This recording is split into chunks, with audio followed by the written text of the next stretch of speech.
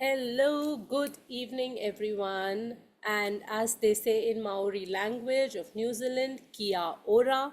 My name is Rashi Ahuja Dikshit, and on behalf of the Learning and Development team at the TOC, we are very, very happy to welcome you to today's study destination session on New Zealand.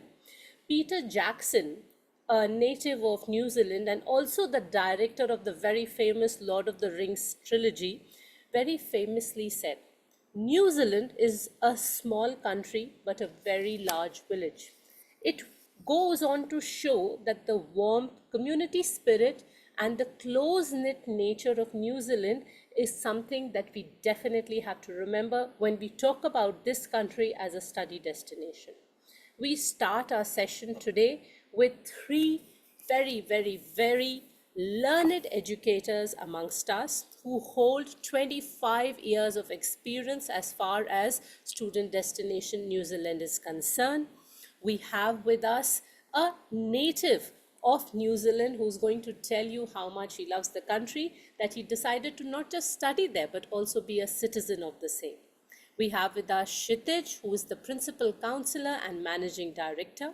We have with us Ms. Nisha, who's the Regional Recruitment Advisor for the University of Auckland. And we have Mr. Ankit, who is the International Recruitment Manager of South Asia for Victoria University of Wellington. We start our session with Mr. Kshitij, who takes us forward and helps us understand the landscape of New Zealand as a study destination. Kshitij, the floor is all yours.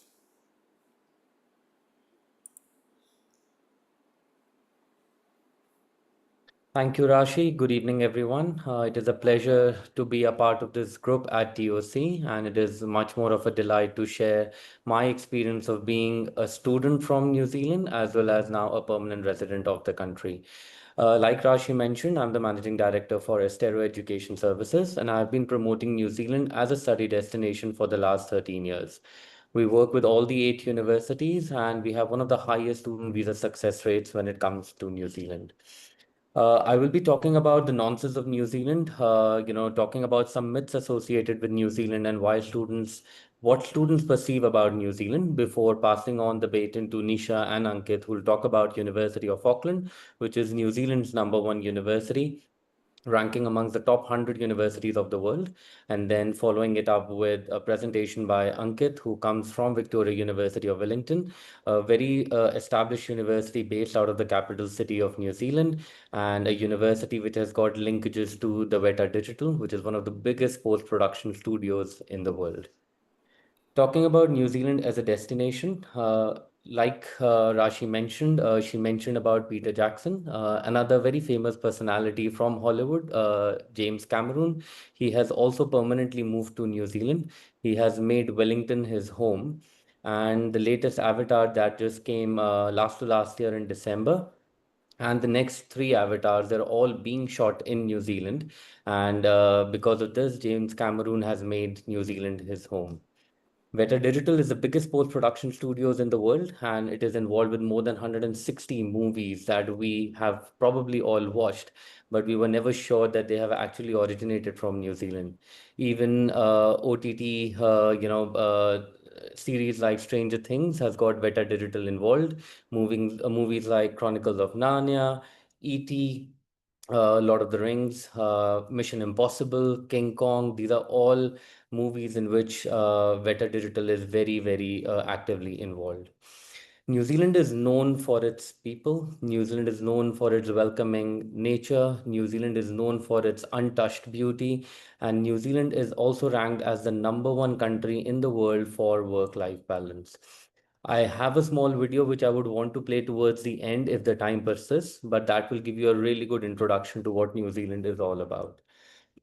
Moving forward, the three biggest myths about New Zealand and why students don't prefer coming to New Zealand is they feel New Zealand is a small island. It is tucked in one corner of the world, a very small island, and they feel an island like New Zealand, what kind of job opportunities would be available in such a geographically disadvantaged location?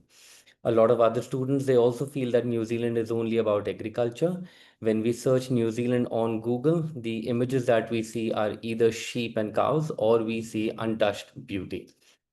Third, a lot of people feel that New Zealand education system is not as good as US, UK, Australia, and Canada.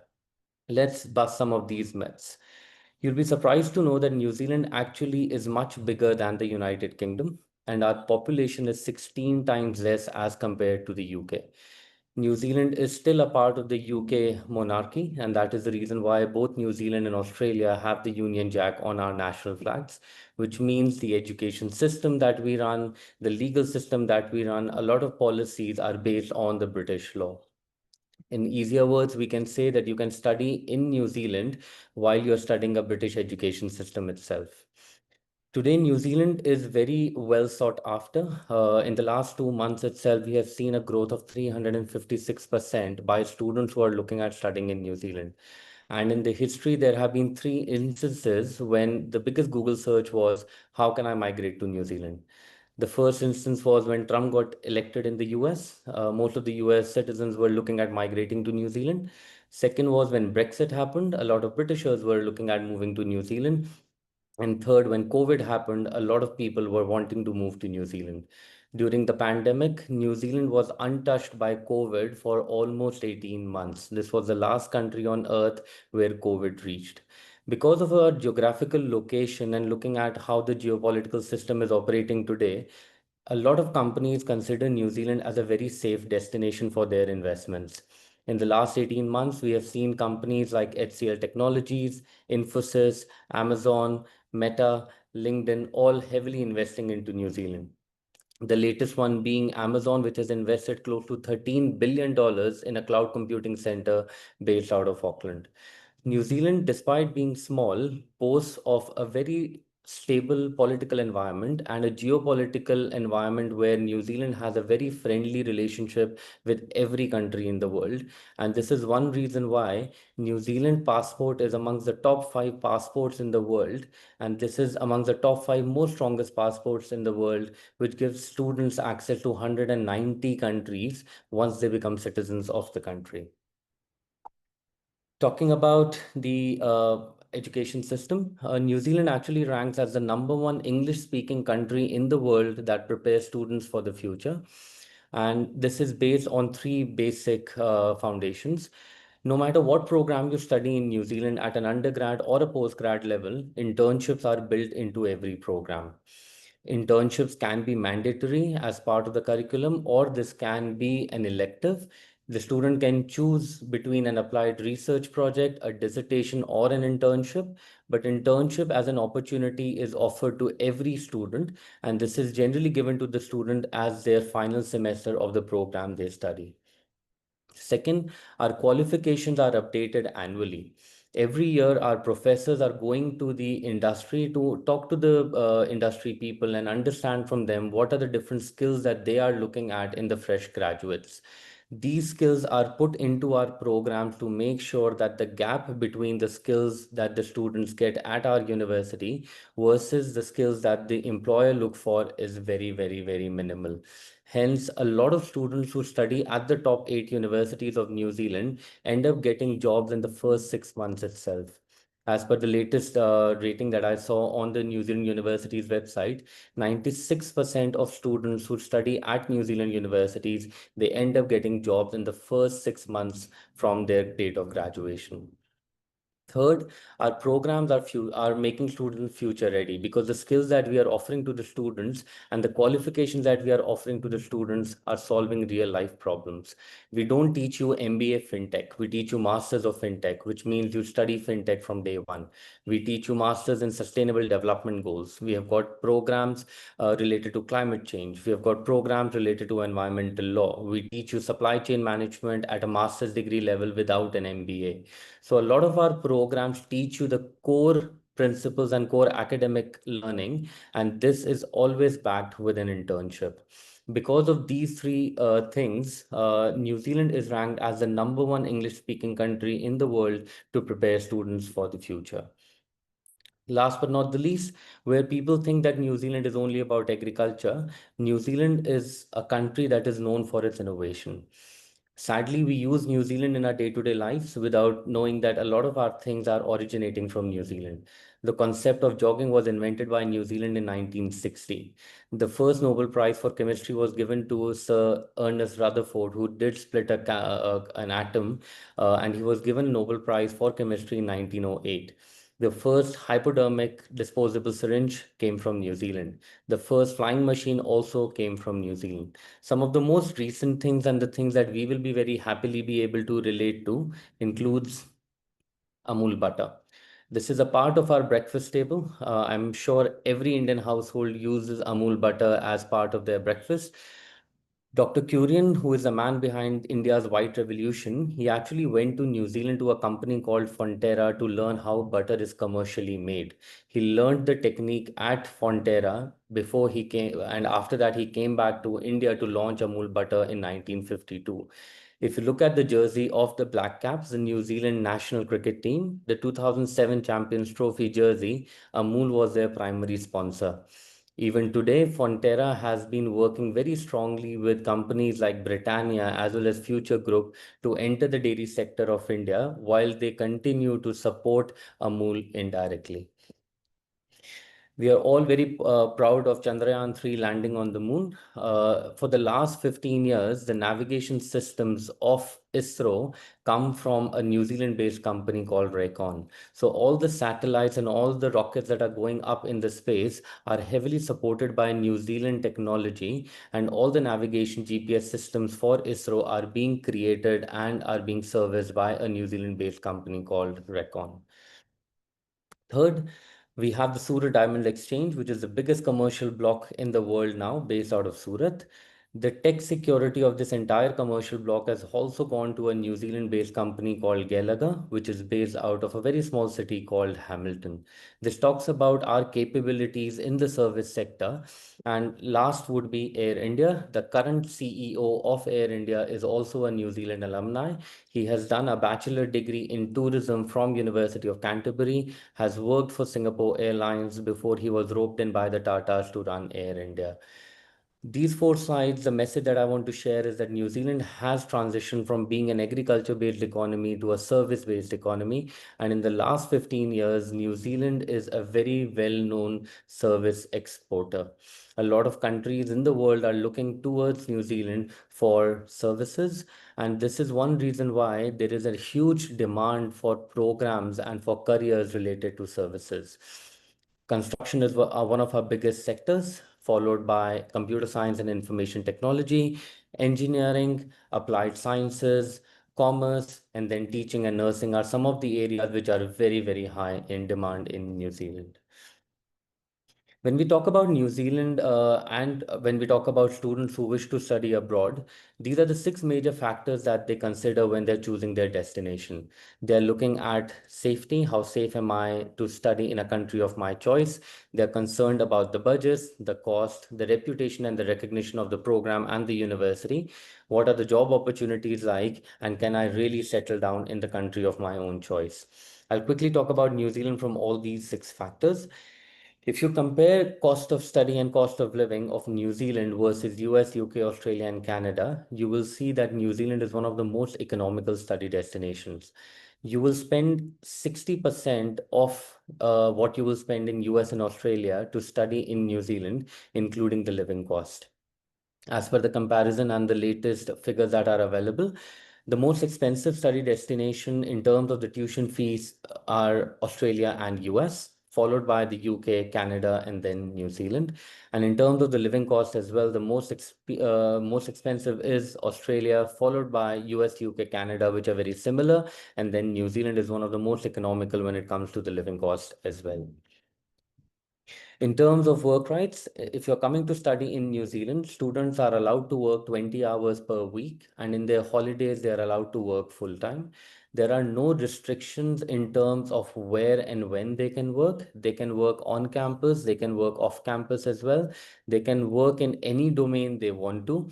The only restriction is that they cannot work beyond 20 hours per week, and in their holidays, they're allowed to work full time. The minimum wage rate is more than $23 per hour. If you do the calculation, a student can legally earn close to 30,000 New Zealand dollars if they start working part-time from day one. The living cost for New Zealand, as per Immigration New Zealand, is 20,000 New Zealand dollars, which means that if a student starts to work part-time, they don't have to depend on their parents to send them money for their day-to-day expenses. The student can very easily cover their day-to-day costs once they start working part-time. One of the most popular features that is making New Zealand more and more popular is the 3-year work rights. New Zealand offers 3 years of post-study work visa for every master degree student and for every bachelor degree student who's studying for minimum 3 years. So a bachelor degree student gets a 3-year post-study work visa, and so does a master's degree student. This 3-year post-study work visa is an automatic visa that is given to every student. You don't require any employer to sponsor you. This 3-year work visa is basically given to the student to work wherever they want to while they are looking for an appropriate job. New Zealand offers a 1-year master's degree, and a 1-year master's with a 3-year post-study work visa is the most popular aspect and feature of New Zealand, which is making New Zealand a very, very popular destination. In terms of quality of education, New Zealand universities rank amongst the top 500 universities of the world. In fact, in the latest QS 2026 rankings, out of 8 universities, 5 universities have again climbed up the ladder. We have got University of Auckland, which ranks 65th in the world, and we have 4 universities in top 250, 6 universities in top 400, and the 2 universities between 400 and 500. New Zealand universities also rank in the top 100 for 39 out of 46 subjects. We have top 100 engineering schools in New Zealand. We have got top 100 business schools in New Zealand. We have got top 100 veterinary science, environmental sciences, law schools in New Zealand. We have got top 100 agricultural sciences. We have got top 100 aviation schools in New Zealand. So you name it, and we have got it in New Zealand. And when we talk about 39 out of 46 subjects, you can consider that all the major subjects, there will be some university which ranks amongst the top 100 in that core area. Talking about safety, New Zealand is considered as one of the most safest countries in the world, and it is also the fourth most peaceful country in the world by the United Nations. New Zealand has people living, working, and studying from more than 160 countries across more than 180 ethnicities. More than 120 languages are spoken in New Zealand, and you'll be surprised to know that Hindi is the fourth most spoken language in the country today. New Zealand and India share a very strong relationship between them. In fact, while we are talking to each other, there is a free trade agreement negotiation going on between India and New Zealand. Tourism, education, and agriculture are three most prominent aspects of that domain. New Zealand is considered as one of the most safest because New Zealand as a country is made out of migrants. Nobody discriminates you in terms of where you come from, because if somebody tells you that, hey, you are a migrant, I can't give you a job, you can very well tell them that you are a migrant too. The only difference is you probably came 40 years ago and I've come 40 days ago. We celebrate every festival in New Zealand. We celebrate the Irish St. Patrick's Day. We celebrate the Chinese New Year. We celebrate the Indian Diwali. We celebrate Onam. Every festival is celebrated in New Zealand. And when I was doing my master's at University of Auckland, I made friends from China, from France, from Germany. I had local Kiwi friends as well. I had a friend from Fiji too. The classrooms are really global. You have students from across the globe who are coming to New Zealand to study. And while we look at US as one of the top destinations, you'll be surprised to know that US actually is one of the top 5 destinations from where students come to New Zealand to study. In terms of pathways towards residence, which is again one of the most important factors why students choose New Zealand to study. If you are looking at settling down in New Zealand, a student requires 6 points only. If a student is doing a master's degree, they get 5 points from their master's. And as soon as they have 1 year of work experience, they get that sixth point, which makes them eligible to apply for a resident visa in the country. So for a student seeking a master's degree in New Zealand, they can come for a 1 year master's, get a 3 year post study work visa, and during the period of 3 years, as soon as they have a 1 year work experience, they can apply for a permanent resident visa in New Zealand. For a bachelor degree student, they have to work for minimum 3 years to get a resident visa option. In New Zealand, you get a 3 year post study work visa, which can be extended to another 5 years. So technically, a student can stay in the country for for approximately 8 years at a stretch before they have to either apply for a resident visa or they have to come back to India. But 8 years is a very, very long time for any student to find a job. If you can't find a job in 8 years in New Zealand, you're certainly doing something wrong. Either you're looking at jobs in a very wrong place, or probably your skill set don't match what New Zealand has to offer. Some key features of New Zealand which differentiates it from the other countries. Like I've reiterated again and again, New Zealand offers 1 year master degrees. 1 year master's degrees from the top 8 universities are very well recognized around the globe. If you look at the business programs itself, all our business schools in New Zealand are Triple Crown accredited. They are approved by UMBA, they are approved by ACSB as well as EQUIS. So New Zealand offers a 1 year master's and it gives you a 3 year work visa. In case of New Zealand, academic gaps are allowed, which plainly means that there is no age bar when you're applying to New Zealand. In the last 13 years, the maximum age client that we had was 62 years old professional. We sent a 62-year-old individual from Abu Dhabi to University of Waikato to do a master's degree in business. In New Zealand, gap means that you were sitting at home and doing nothing. Until and unless you have been working, you have been involved in some kind of academic or employment activity. In certain cases, students take gaps because they are preparing for civil exams or they're preparing for government exams, especially in the case of females, where females do take maternity breaks or they want to take a break because they got married or they were raising kids. These are very justified reasons of having a gap, and New Zealand welcomes candidates like those who have had those gaps. Academic gaps are very much allowed when you're applying to New Zealand, and this does not affect your visa decisions. In case of New Zealand, stream change is also possible. So if you have a student who has done engineering and wants to come for computer science, a business student wants to do a master's in information technology, or a student from a technical program wanting to do business, a student who has done a plain bachelor's of science wants to study nursing, these stream changes are possible in New Zealand until and unless you are able to justify them. You have to show a clear intent of the change in stream. Why are you moving your career and what is the justification behind this? If you are able to do so, it does not affect your student visa decision again. Another USP of New Zealand is that your dependents are allowed to travel with you in New Zealand. The only condition is that if a student is doing a master's degree, dependents are allowed. So if a student is doing a master's degree in New Zealand, a dependent, their spouse, can come on a full-time work visa. And if they have kids, they can come and get free education up till their high school in New Zealand.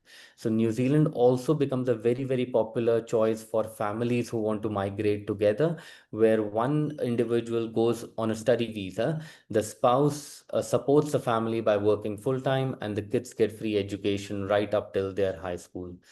Last but not the least, New Zealand accepts IELTS, TOEFL, PTE, as well as Duolingo. And if a student is coming for an undergrad program and they have really good scores in English, their IELTS can be waived off if they are coming from CBSE, ICSE, or IB boards.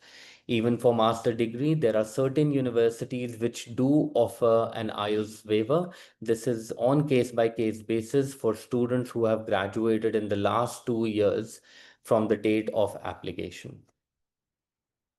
These are the 8 universities of New Zealand spread across the North Island and the South Island. We have 3 universities based in the South Island: University of Otago, which is the oldest university of New Zealand, University of Canterbury, which is amongst the top 10 engineering schools in the world, and Lincoln University, which is amongst the top 50 agricultural universities in the world. We have 5 universities based in the north: University of Auckland, University of Waikato, AUT University, Massey University, and Victoria University of Wellington. You can see the rankings of each of these universities on your screen, and these are the latest QS 2026 rankings which have just been announced. Some of the big companies that are based in New Zealand, I've already named a few of them, but certain companies, which are the top 5 in auditing firms like KPMG, EY, Deloitte, all of these are based in New Zealand. You've got all the big tech firms based in New Zealand. You've got companies like DHL, etc., based in New Zealand. So in terms of job opportunities, New Zealand has ample of job opportunities for students who are specially coming from universities. Like I mentioned, 95% of students who graduate from the universities of New Zealand, they are able to find jobs in the first 6 months of their graduation. Coming to the application process, the New Zealand application process is very fair and simple. There are no application fees to start with. So there is zero application fee if you want to apply to New Zealand. All we require is a student's CV. We require their academic mark sheets and passing certificates. We need their semester-wise mark sheets to make sure that there are no backlogs, there are no gaps, etc. We require the passport copy, and that's it. In case of New Zealand, LORs are not required. You can even apply for a conditional offer if you don't have IELTS, TOEFL, PTE, Duolingo at the time of application. Statement of purpose is required for certain programs, but SOPs are generally not required for any program except for a few professional courses. Once you apply for your letter of offer, it can take 2 to 6 weeks to get your offer, depending upon the peak period of the university. And as soon as you receive your offer, you straight away apply for a student visa. In case of New Zealand, you don't pay any tuition fee. You don't even pay a part of the tuition fee till the time your visa is approved. So as an international student, as a family, I have zero financial risk if I'm applying for New Zealand, because neither am I paying an application fee, nor am I paying any part of tuition fee until and unless my visa is approved. Once your visa is lodged, this is done online. There is no requirement of face-to-face interviews. You don't even have to go to VFS for biometrics. The entire application process is online. There can be a telephonic interview on case-by-case basis. However, in most of the cases that we have processed for New Zealand, getting an interview call is very, very rare. Once your visa is approved, Immigration New Zealand will ask you to pay the tuition fee. And on receiving the tuition fee, the university sends us the fee receipt. And once this fee receipt is sent to the Immigration New Zealand, they will release a e-visa copy. So you don't even need to support us. You don't even need to submit your passport to get a visa. The visa is attached to your passport barcode, and you get an e-visa copy, which you can carry even on your mobile phone. In terms of the entry requirements, if you're looking at an undergrad program in New Zealand, you're looking at a minimum 75% marks, best of 4 subjects in class 12th. This can vary for universities like Auckland and Otago, which have a requirement of almost 80%. But if you're scoring a 75% in your class 12th, best of 4 subjects, you can get into one of the 8 universities of New Zealand. If you don't have 75%, but you're scoring 60% and above, you can either come to study at an institute of technology, or else all the 8 universities have foundation programs. They have bridging programs in which you can start your bachelor degree. And once you finish the year one of your bridging program, you transfer into the second year of bachelor's directly. So you don't need to, it doesn't add on to your bachelor degree, but it is a part of your bachelor degree itself, where you are given much higher support as compared to a student who has gone into a bachelor degree directly. For a student who's coming for a master's degree, we technically look at a first division pass. This depends upon the CGPA and the grading scale of each university, but overall, we look at a first division pass in a bachelor degree for a student who's looking at a master's degree in New Zealand. For the IELTS requirements, we look at an IELTS of 6.0, no band less than 5.5, or PTE TOEFL for an undergrad program. Duolingo is also accepted. For a master's degree, we need an IELTS of 6.5, no band less than 6, or equivalent in PTE, TOEFL, or Duolingo. We don't require any GMAT. There is no requirement for SAT, GRE, or any other additional exams for your admission in New Zealand. The admissions in New Zealand universities are purely on the basis of your academic scores and English proficiency. There are certain professional programs that demand work experience, for example, construction management, or if you are looking at an executive MBA. Otherwise, there is no requirement for even work experience if you're coming and studying a master's degree in New Zealand. Scholarships, there are scholarships available in New Zealand, which has come up after COVID, and that has made New Zealand universities much more competitive when it compares itself to Australia, US, UK, and Canada. If a student is coming for an undergrad program, there are guaranteed scholarships up to 15,000 New Zealand dollars across the 8 universities. And there are merit-based scholarships up to $35,000 on top of the $15,000. So this can vary from university to university, but there are universities which offer guaranteed $10,000 for an undergrad. There are certain universities which also offer guaranteed $15,000 scholarship for undergrad programs. And on top of this, they also have merit-based scholarships up to $35,000. There are certain TPOKINGA scholarships which are focused towards students who are coming to institutes of technology and not at the universities. These are also guaranteed scholarships offered to students who are studying outside of Auckland institutes.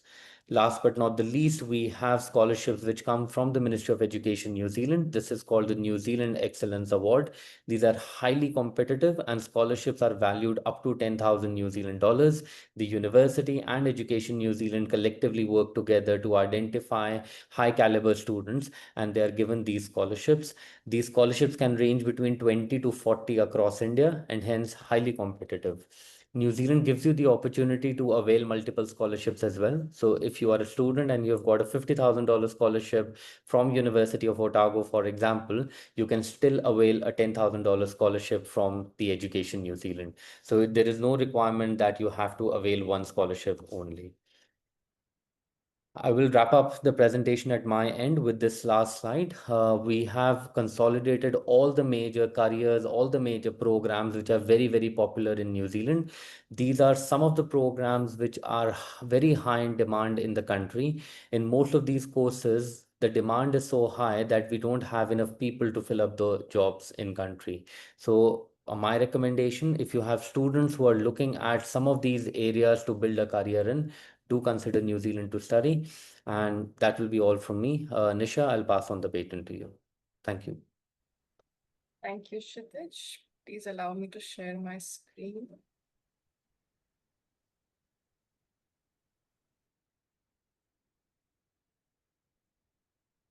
Is my screen visible? Yes, Nisha. All right. So first of all, thank you so much to the Outreach Collective team and the Estero team for taking this initiative wherein we can enlighten the broader audience about some valuable study opportunities in New Zealand. And yes, as the title of the session says, it is off the beaten path and a beautiful one, in fact. It's truly a pleasure to connect with our counseling community colleagues who are our ambassadors and advocates in the international education space. All of us bear the responsibility of communicating our values to our potential students. We are a proud global university located in Auckland, looking out to the world. Auckland being New Zealand's largest city and the commercial capital of the country, it is a melting pot of cultures. You may be surprised to know that 1 in 4 Aucklanders are born overseas. So what it means for our international students is plenty of opportunity. So not only better job opportunities, but also cultural opportunities, food choices, language diversity. You are very likely to hear the buzz of your mother tongue in your day-to-day life or community support. You not only have an active Indian association, but also regional ones, along with some places of worship. So all of this adds to New Zealand's attractiveness as a destination of choice. University of Auckland is New Zealand's largest and the most comprehensive university. We offer courses in over 140 programs across our 6 faculties. We also have 2 large research institutes and several other centers which actually enable transdisciplinary research. Students will get to study in very modern and high-tech learning environments supported by very approachable lecturers and expert educators who focus on critical and innovative thinking. We are also the highly research-oriented university. In fact, whatever research happens entirely in New Zealand, you'll be amazed to know that 33% of it happens at the University of Auckland. And yes, we do love to talk about our rankings. The University of Auckland is ranked 65th in the world in the 2026 QS rankings. The university is the only university from New Zealand to feature in the top 100 universities across the globe. So when students are considering education options in New Zealand, it is quite helpful to know that a degree from a top-ranked university has international relevance, no matter where students decide to make their future.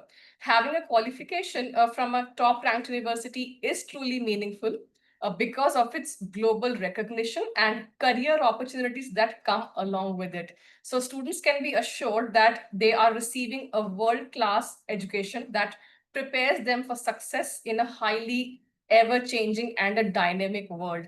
The QS graduate employability rankings also put the University of Auckland in the #1 position in New Zealand and in top 5 of Oceania universities. So this is actually our commitment to preparing students for the workplace in the future.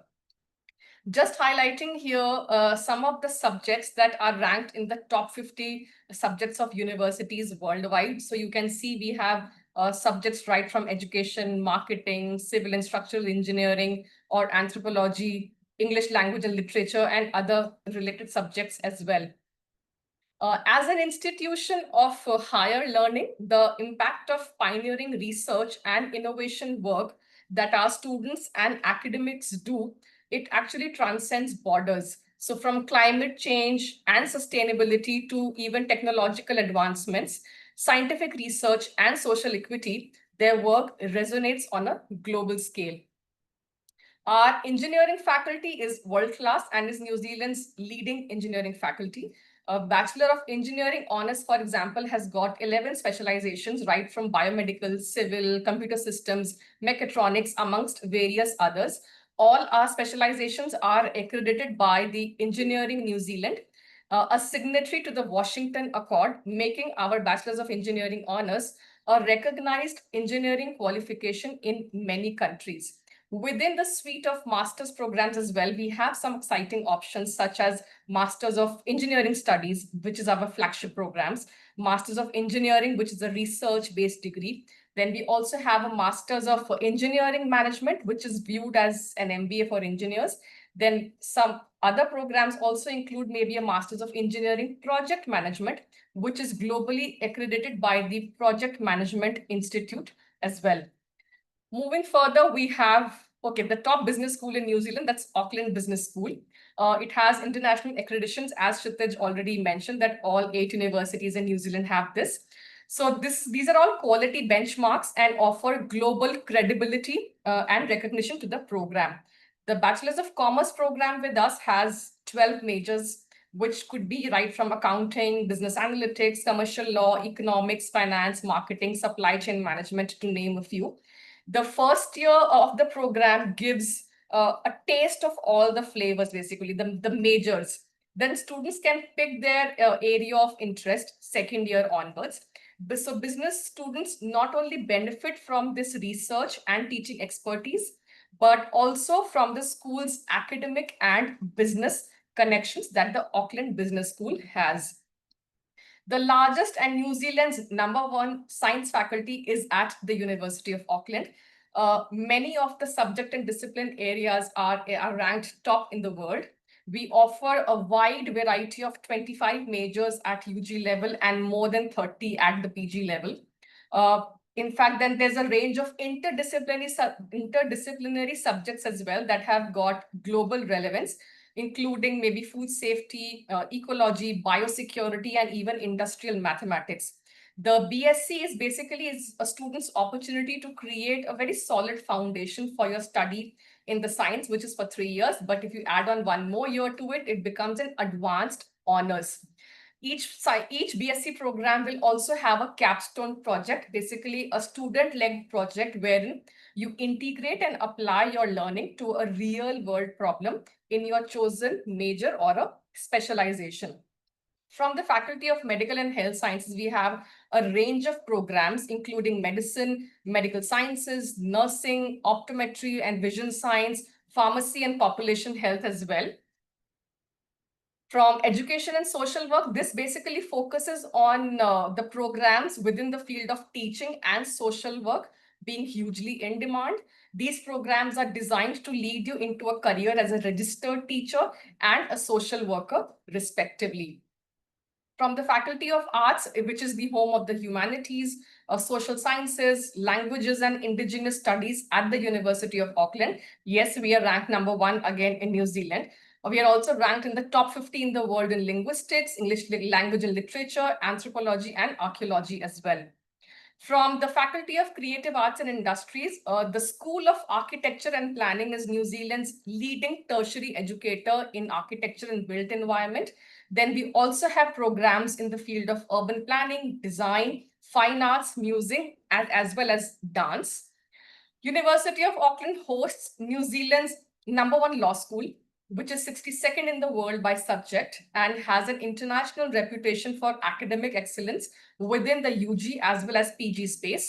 Masters of Law, LLM, which has specializations in areas such as corporate and commercial law, litigation and dispute resolution, human rights, international, or even environmental law for that matter.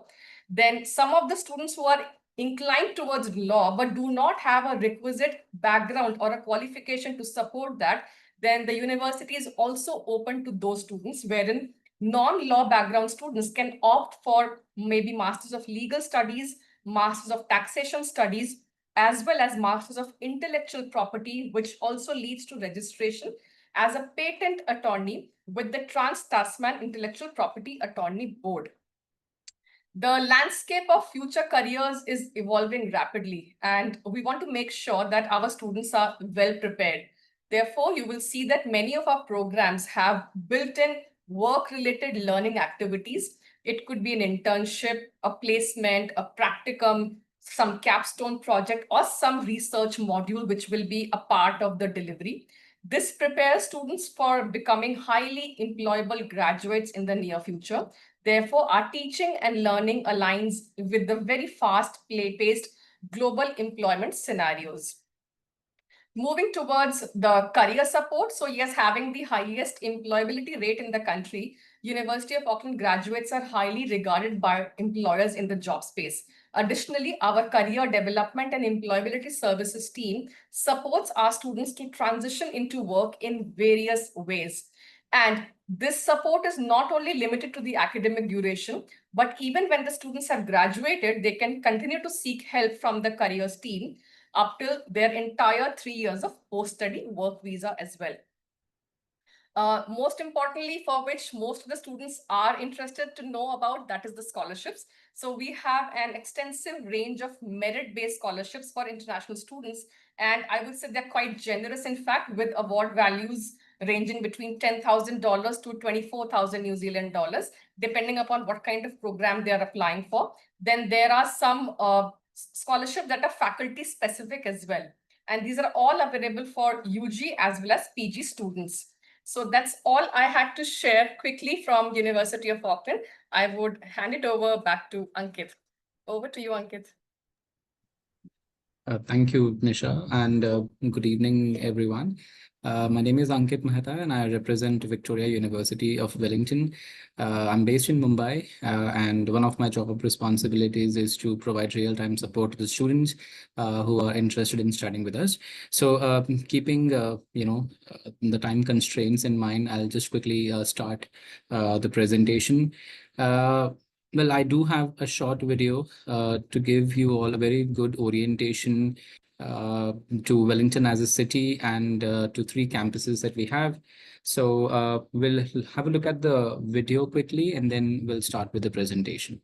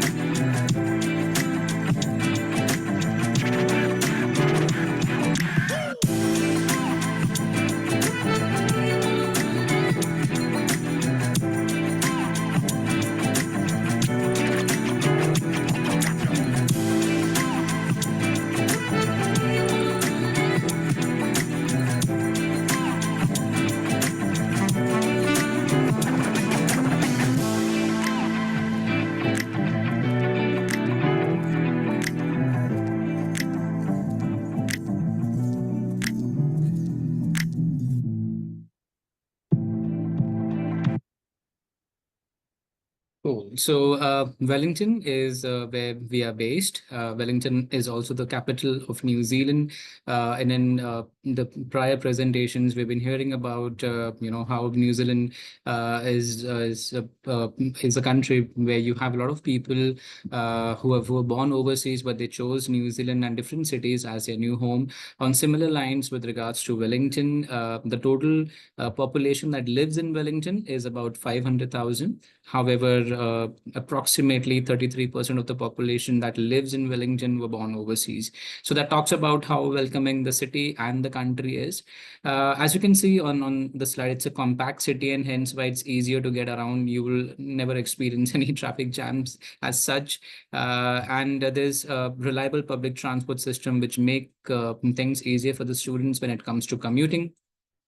There are certain areas where Wellington is highly ranked and is popular for.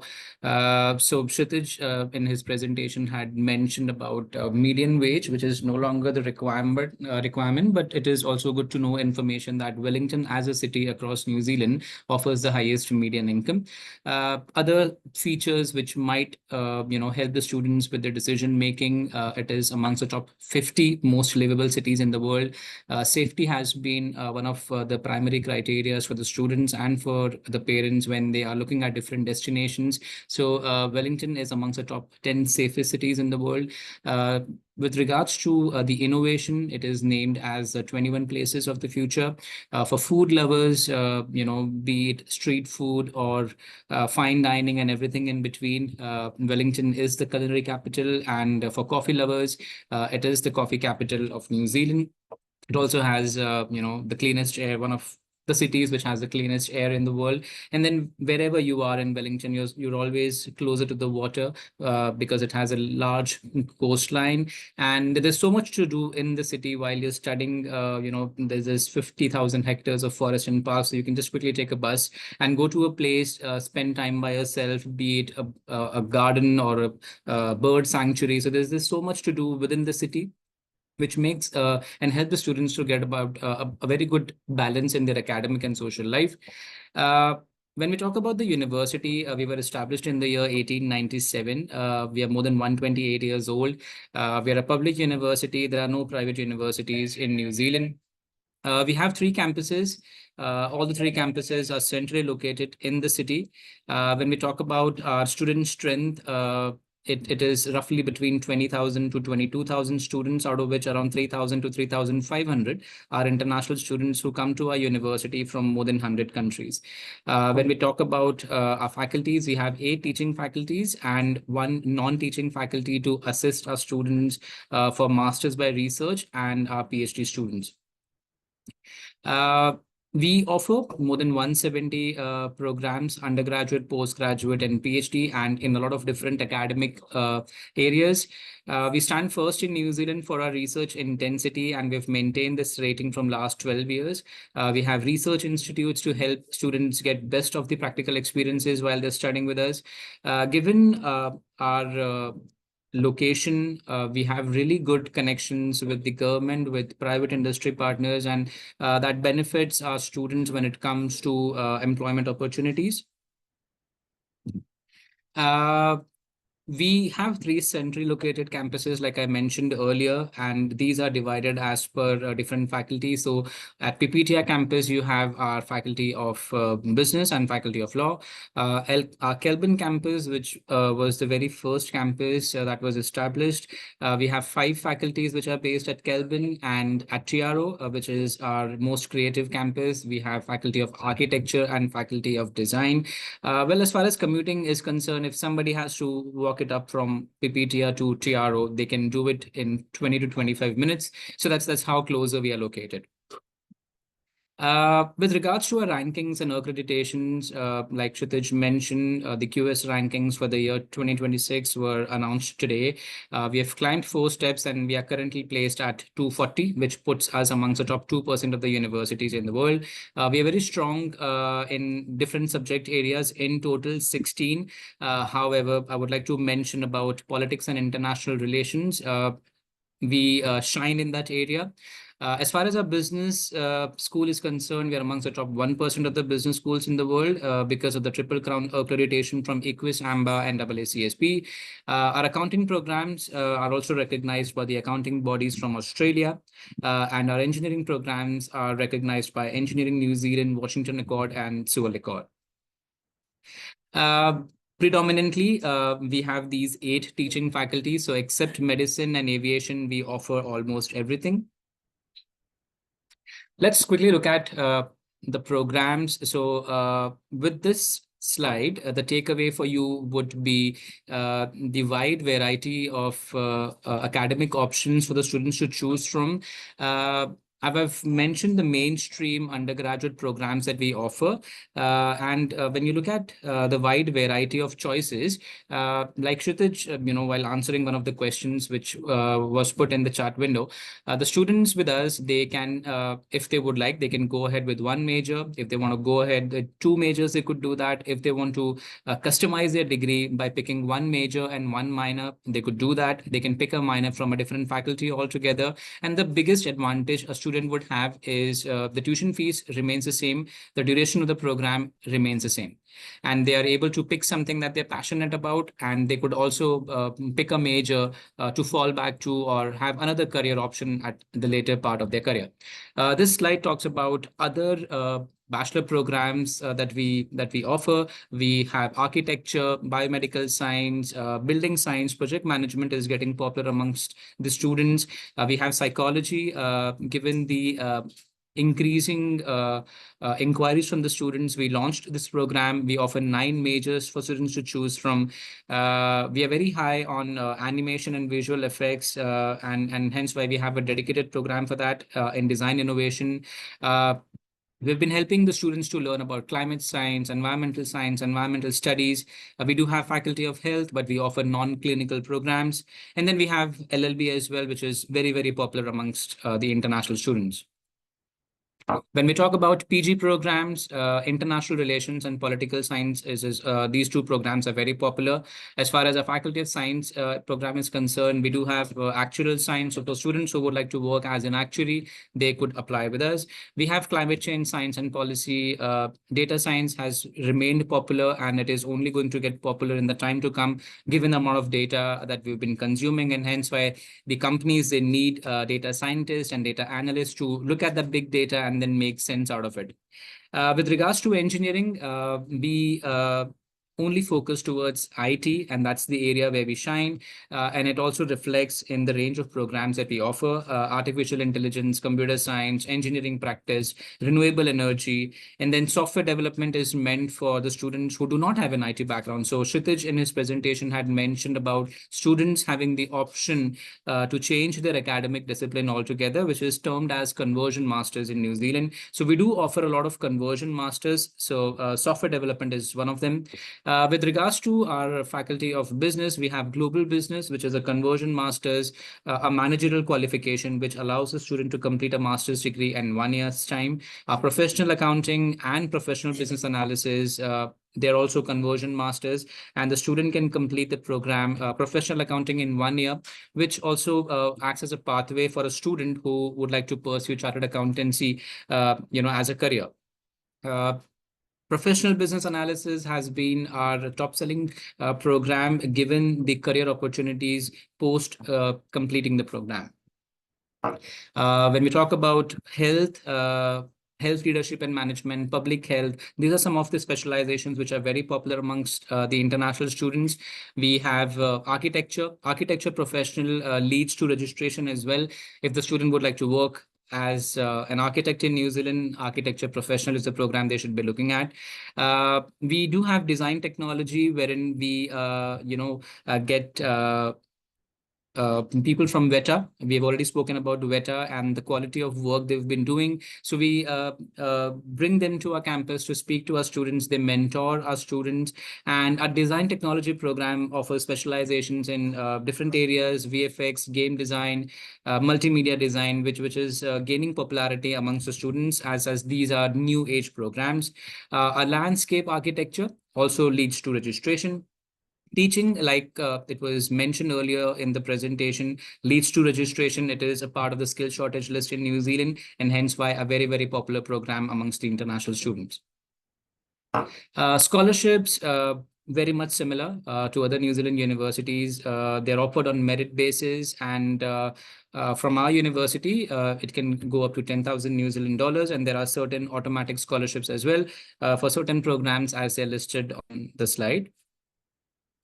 Careers and employment, this is one of the important areas because the reason why a student is opting to study internationally is to gain an overseas qualification and at the same time gain some international work exposure. So what kind of assistance is provided by the university? So we have a careers and employment team who work very closely with the students as soon as they commence a program with us. The kind of assistance which is provided is online career support. We have career advisors who spend time with the students. They help them with their cover letter, with their resume, and with their soft skills to begin with. They invite our alumni, our industry partners to come to the campus, organize those workshops, just so that the students they are able to understand what is required or what are the best practices for them to build their profile, which will increase their chances of finding a job once they successfully complete the program.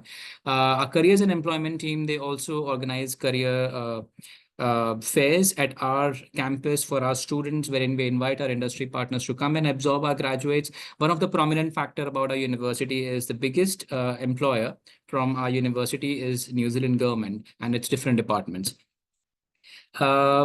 With regards to the employment outcome, we do a graduate destination survey after every couple of years. The recent one that we did in 2023, the outcome was more than 90% of our graduates were able to find a job within 6 months of completing their graduation. And we are completely committed to supporting the students, and hence why the support system we've built around careers and employment is extended up to 3 years to our students even after they have completed their graduation. Well, this slide and the slide after talks about some of the job opportunities. I mean, these are just the selected areas where the students could look up for job opportunities in the government sector.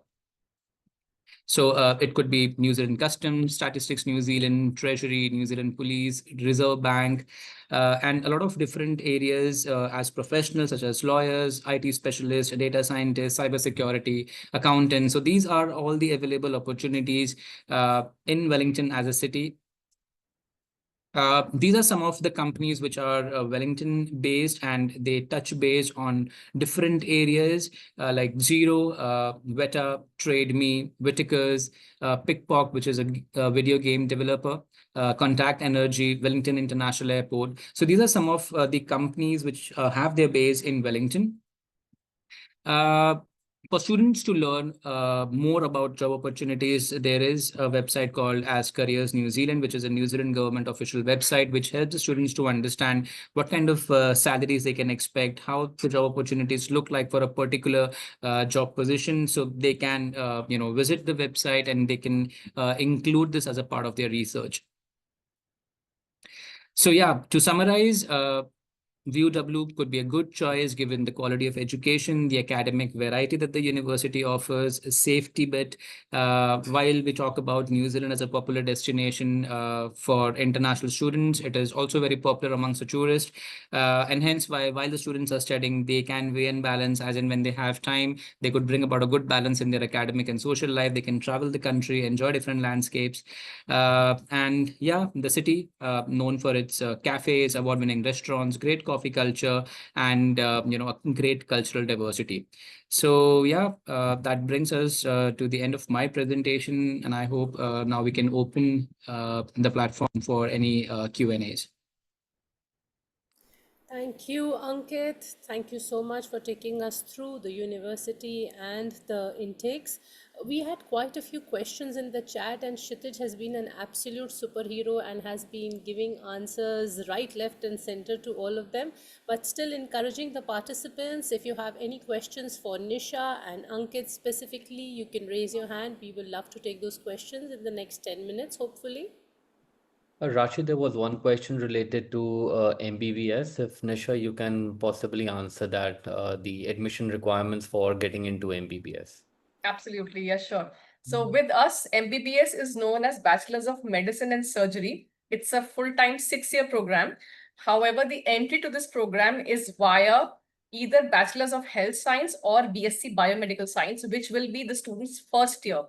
During the first year itself, student has to appear for UCAT and some multi-mini interviews, which will be organized by us.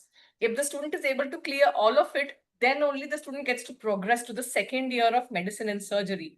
Just in case of an unfortunate scenario, if the student is not able to make it to the year 2 for medicine and surgery, they will have to continue with their initial choice, which would have been either BSc Biomedical or Bachelor's of Health Science. Can you please, Nisha, tell me about how much is the acceptance rate? Or how For many MBBS? students usually make it to medicines, those who are trying versus those who can make it? This is quite a competitive program, Anu. I wouldn't say that Yes. all students would be able to make it because it requires a student's capability to be tested along various parameters. So not course. just the year 1 performance, but how they fare during UCAT. MMIs, of Yeah, course. as well as the MMI as well. So MMI is usually not going to test your academic capabilities, but how if you were given if you were a real doctor, how you Right. would perform your duties. So more of those ethical or other Of course. questions No, that you I have to understand the understand. MMIs. They are similar to UK MMIs. I understand the I see. purpose. Okay. So But I then may not is be it able to. as competitive? Are there as many candidates here as well in New Zealand who are lined up for those careers, the medicine career, as it is in the UK, where it is very, very competitive? It So, is. So just yeah. want to hear that. Is it Yeah, any so softer? Yeah. So being a university of such high repute, yes, it's quite competitive and not easy. But students who do well in all 3 parameters, they will be able to progress. And each year, we do have some students who are successfully able to progress to the second year of medicine and surgery and continue the rest of the programs for the next 5 years. But unfortunately, I don't have a figure for that. Not a problem at all. My one more question, sorry if I'm not holding you back. Is the fee across different majors about the similar? What I understand is it's Okay, so 23 lakhs, around that in Indian terms. It is 45K per annum, New Zealand dollars, which turns out to be about 23 lakhs INR. So it's yes. approximately similar for all majors. It could be within that particular window. For some specialization, it could be, say, 23 lakhs. For a few, for example, maybe engineering, which could be at 25 lakhs per annum, INR value I'm talking about. So it differs within each specialization. And similarly, at masters as well, it would differ as per your choice of program. But average still remains to be between 20 to 25.